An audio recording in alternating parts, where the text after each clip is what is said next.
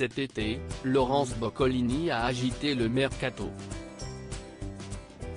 L'animatrice, cantonnée par TF1 au grand concours des animateurs, a rejoint France 2 pour animer une nouvelle monture du jeu Mot de passe. Le pari gagnant de France 2, le divertissement, présenté par Patrick Sabatier entre 2009 et 2016, a signé son grand retour en s'installant en matinée le lundi 31 août. Et France 2 a remporté son pari en audience. Sur la semaine du lundi 5 au vendredi 9 octobre, Mot de passe a attiré 438 000 téléspectateurs entre 10h35 et 11h10. Plus d'un an après l'arrêt de Motus, le jeu culte de Thierry Beccaro, la 2 a renforcé son leadership d'une part de marché de 13% auprès des 4 ans et plus. Début réussi pour Laurence Boccolini dans cette dynamique. Laurence Boccolini a décroché son premier prime sur France 2.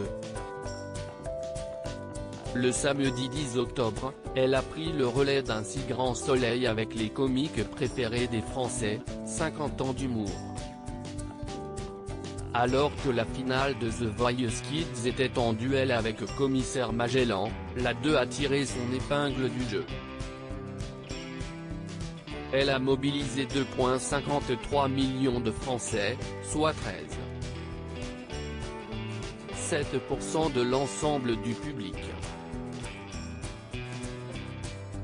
De quoi permettre à Laurence Boccolini de réussir ses débuts.